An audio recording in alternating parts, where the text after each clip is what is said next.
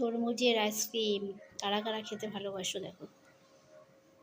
এখন তরমুজ পাওয়া যাচ্ছে, ঘরে বসে তরমুজের আইসক্রিম বানাও। হ্যাঁ এভরিওয়ান, আজকে আমি বানাচ্ছি তরমুজ আইসক্রিম। তো তোমরা সবাই কেমন আছো কমেন্টে জানিও। এই যে আমি তরমুজটা কেটে নিয়েছি ভালো করে। তোমরা ভাবছো অল্প কেন, আমি মিক্সারে অল্প ঢেলে নিয়েছি। দেখো তোমরা মিক্সারে ঢেলে নিয়েছি, তোমরা টেক্স করবে না। তো তোমরা এই ব্লগগুলো দেখতে থাকো।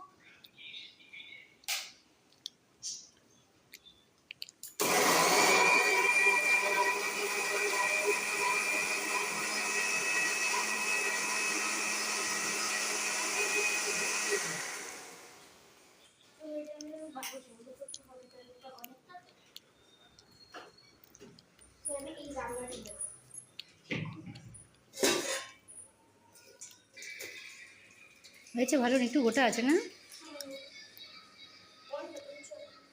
কিছু হবে, ওটা পেস্ট করা যাবে, ঢেকে রাখো, ওটা আবার ঢেকে রাখো।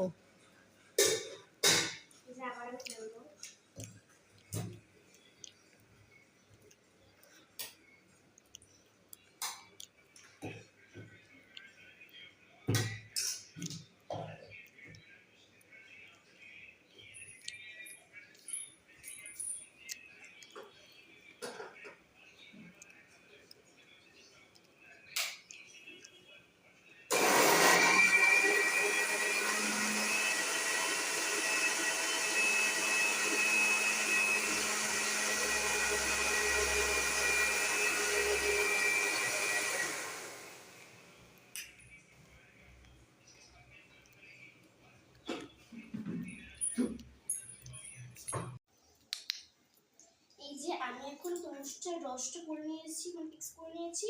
এবার আমি এই বীজটা ফেলেছিলাম বলে এখন ফেলে দিচ্ছি, মানে রসটা করে দিচ্ছি গ্লাসে করে। অনেকটা হচ্ছে, অনেক বড় তরমুজ।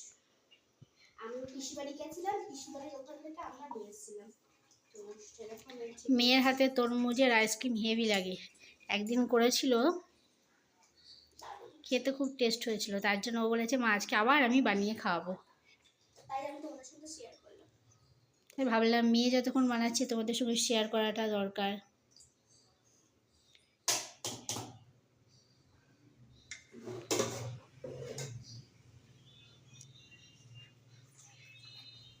এখন বানাতে দিলে কি তাড়াতাড়ি হয়ে যাবে বল? বিকালে খাবো না, সেই রাতেই খাবো। বেশি হলে বিকালেও একটা খাওয়া যাবে না? আমাকে বলে লবিষ্ট, দেখেছো বন্ধুরা কতক্ষণ যে বানাবে দেখি। তো বন্ধুরা মেয়ে আইসক্রিমটা বানালো যেন পুরো পেস্ট করে, তার মধ্যে চিনি মিশালো, মিশিয়ে ওইটা আবার ছেঁকনি তো দেখলে ভালো করে ছেঁকে নিয়েছে আগে, ছেঁকে তারপরে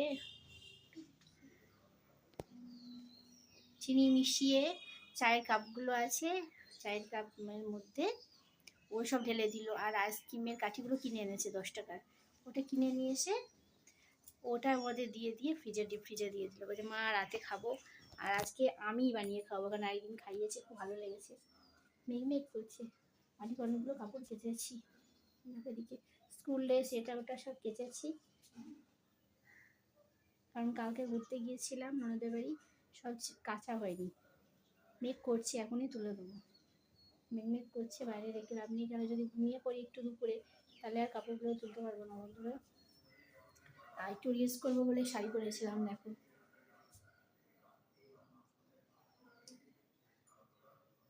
চলো কাপড়গুলো তুলি।